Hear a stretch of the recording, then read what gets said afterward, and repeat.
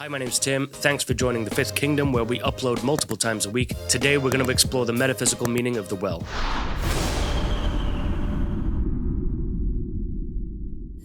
The symbol of the well is used all throughout the Bible.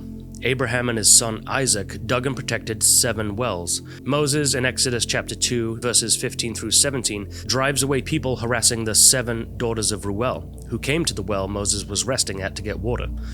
In John 4, verse 7, a Samaritan woman comes and finds Jesus at Jacob's well, where he tells her that he, Christ, is the well of living water. And just as a little teaser of what's to come in another video, the symbolism of wells associated with the number 7 is directly linked to the 7 seals and the Lamb in the book of Revelation.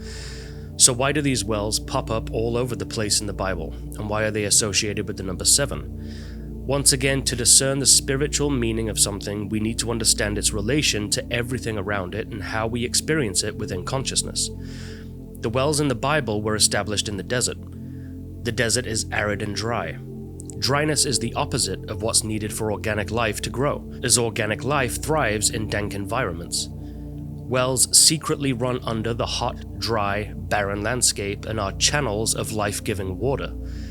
There's a stark contrast between the barren, dry heat of the desert earth and the cold, dark, wet undercurrents of water, which once we've learned to utilize their potential will lead to an abundance of new life, where only death once dominated.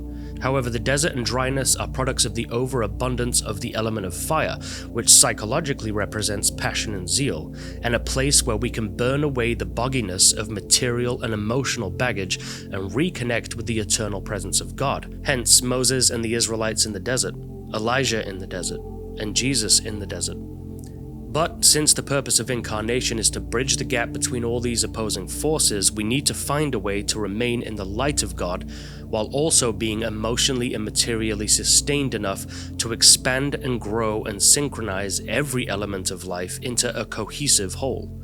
The undercurrent of water in the desert, the aquifers, are freely there for those who know how to look for them. But once we've located where the water is, we then need to go to work to dig and establish a structure and container that we can lower down into the cold, dark depths of the earth and pull up the refreshing waters. This is bridging the gap from a perceived unknown underworld, the core of the earth, and in a way bringing knowledge up from its depths, consuming it and utilizing its once subversive nature to perpetuate life as long as it's brought up out of the darkness or unknown and into the light of comprehension, which is the surface of the earth.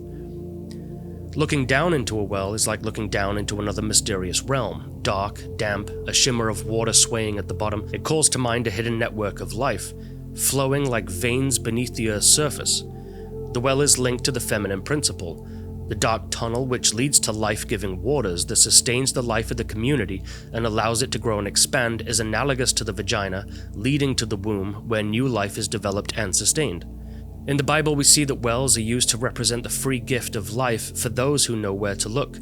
In John chapter 4, verse 14, Jesus says to the Samaritan woman, "Whoever drinks the water I give them will never thirst. Indeed, the water I give them will become in them a spring of water welling up to eternal life." We can see that Christ is the source hidden in the dark depths of our soul, waiting for us to lower our vessel down and draw his life-giving essence out. And this is where the number 7 becomes linked to the symbolism of the well. The new heaven, described in the book of Revelation chapter 21, is a cube. A cube has 6 sides and is used to represent the merging of heaven and earth, because we have the 2 opposite directions for each dimension, but then we have a static and unmoving center, which represents eternity, God. So basically said, our 3-dimensional universe can be perfectly represented by a cube, whose dynamic directions naturally form a static center, the 7th element. Now guess what it says in Revelation chapter 21 verse 6, right after this new heaven and new earth are mentioned. "To him who is thirsty I will give to drink without cost from the spring of the water of life." This is basically the exact same thing that Jesus said to the Samaritan woman.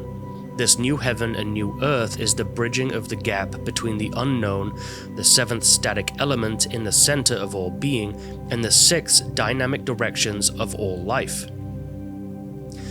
Our aspiration to leave the past behind and move forward, or struggle to consciously and spiritually ascend and not descend, or evolve and not devolve, and are trying to balance the right, our giving and loving nature, with our left, our discerning and restrictive nature. These 6 elements of life must be balanced by the 7th unchangeable element, which lays anchored at the center of our being, from which springs of living water will well up from and into every direction of our lives. Thank you so much for watching this video on the metaphysical meaning of wells. We're continuing to build our metaphysical vocabulary. Be sure to check out the next video in the series. Thanks.